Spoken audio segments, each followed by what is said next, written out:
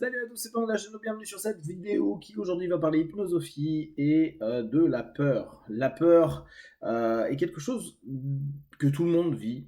On a tous peur, on a tous des peurs.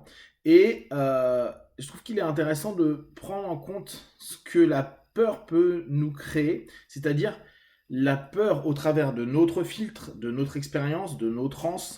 Qu'est-ce qu'elle a créé comme comportement, comme pattern, c'est-à-dire comme schéma automatique de réponse. Et bien sûr, selon les peurs, on va avoir des réponses qui sont différentes. Ce qui est intéressant, c'est que nous sommes créateurs des réponses de la peur. Euh, Sans dire qu'on va être dans une dynamique où on ne va pas avoir peur, chose que je pense pas qu'on puisse avoir, sachant que la peur est quelque chose qui se passe au-delà de nous-mêmes.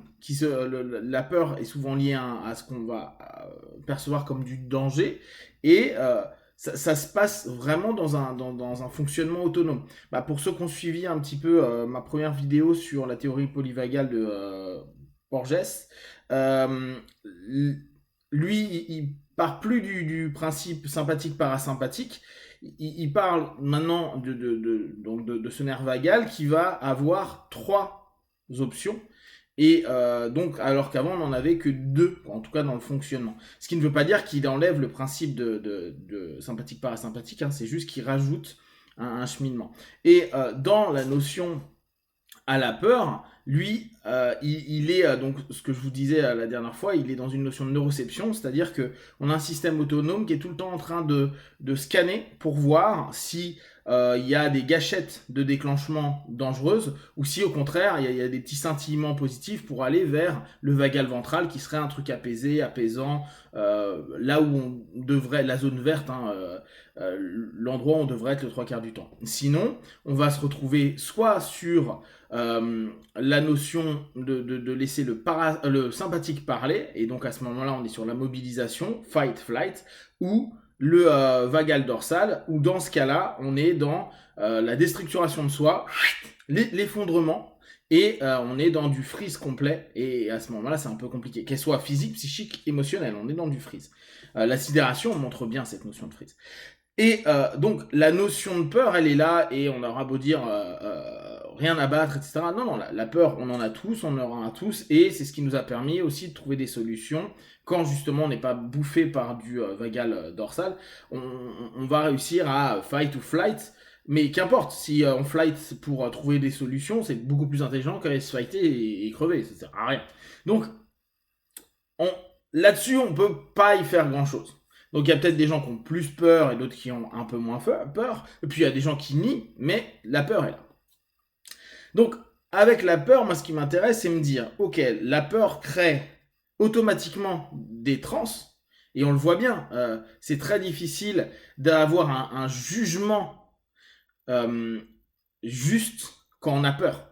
Donc le facteur de jugement, en tout cas, si on reprend bien sûr un modèle Hellmanien, à savoir que c'est un modèle qui est aussi pourri que les autres modèles, hein, mais en tant que tel, c'est un modèle qui peut nous donner aujourd'hui dans le discours de la trans quelque chose qu'on peut assez facilement comprendre. Donc conscient, facteur critique, facteur de jugement et subconscient et inconscient derrière. Donc l'idée c'est le facteur de jugement qui a diminué.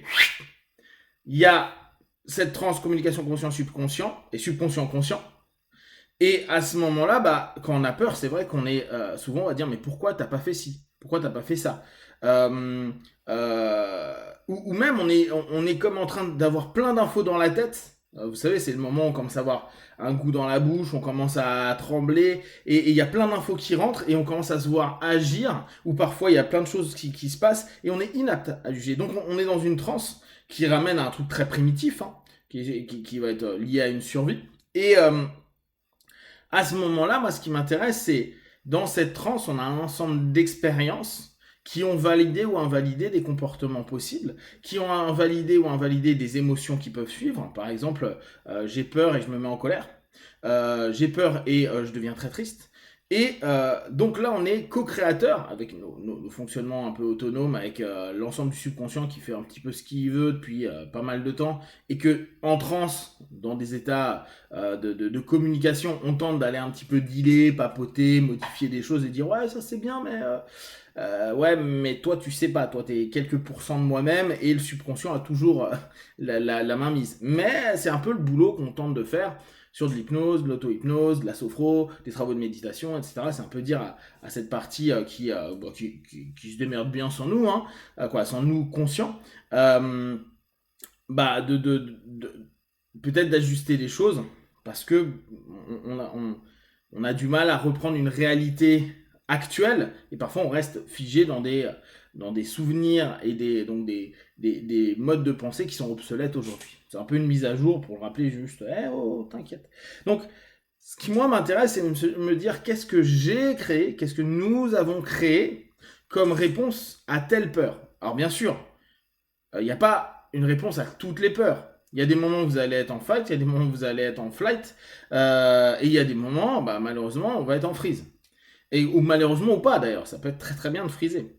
Euh, donc, l'idée c'est de se dire, voilà, on est créateur en partie d'un ensemble de réponses, et dans notre travail perso, se dire, voilà, j'ai créé cette réponse-là, elle m'est pas forcément adaptée, voire elle m'est préjudiciable. Parce que initialement, il faut bien voir que ça devait être plutôt positif, on devait survivre.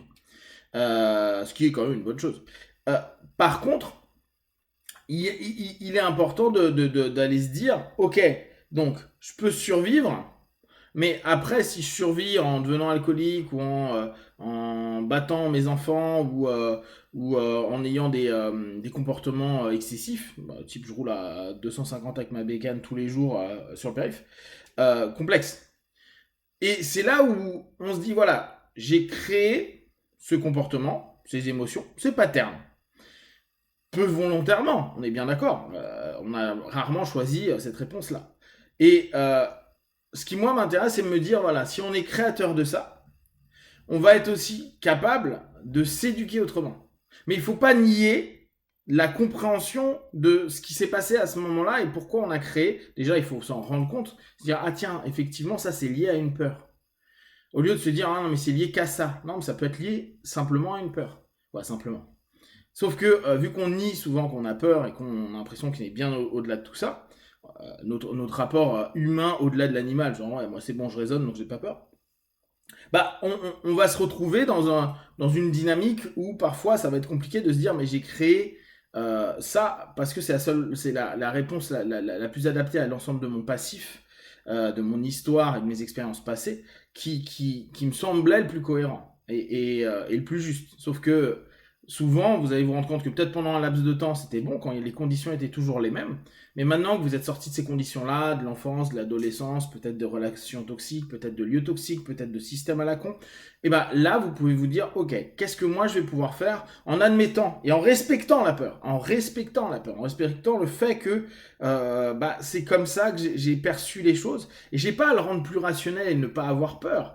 Je ne vais pas travailler sur la notion d'avoir plus ou moins peur. C'est la réponse que j'ai de cette peur-là qui, moi, m'intéresse. Parce que si j'ai peur, c'est qu'il y a certainement des choses qui sont encore assez intéressantes. Et je peux juste créer un climat qui ne recrée pas cette stimulation de peur, qui ne l'enclenche pas, qui ne la déclenche pas. Et de là, ce que je vais chercher, c'est créer dès lors, s'il y a un début de stimulation de peur, une éducation pour des réponses qui soient différentes. Donc déjà, apaiser la peur, mais pas lui dire de se barrer, pas lui dire que c'est mal, c'est mettre dans des conditions où la peur va être moins présente pour vivre. Et si elle est là, parce qu'elle sera là par moment, commencer à s'interroger sur qu'est-ce que vous voulez créer comme comportement, émotion, pattern nouveau. Donc, quelle est l'éducation, l'auto-éducation, l'autosuggestion, le travail perso que vous allez faire pour petit à petit apporter une réponse à la peur tout en la respectant et en disant ok là d'habitude j'aurais réagi comme ça, je serais allé prendre ma bouteille ou je serais allé manger, et là c'est simplement je fais ok, je prends conscience que j'ai peur, qu'il y a plein de choses et maintenant quelle est la réponse que j'aimerais avoir la plus juste et qui m'apaiserait quand même mais qui m'apporterait aussi satisfaction, bonheur, bien-être, bonheur j'exagère peut-être un peu mais mieux-être par rapport à tout ça. Si vous avez des questions, des remarques, partagez sur Facebook, YouTube, j'y répondrai le plus rapidement possible. Comme d'habitude, de tout ce que je propose, ne prenez que ce qui est bon et juste pour vous. Et je vous rappelle qu'il y a donc cette petite vidéo, une vidéo de sport à 14h. les podcasts le soir et parfois des ateliers. Je vous parlerai, j'ai d'autres projets, je vous en parle bientôt. B1, ciao!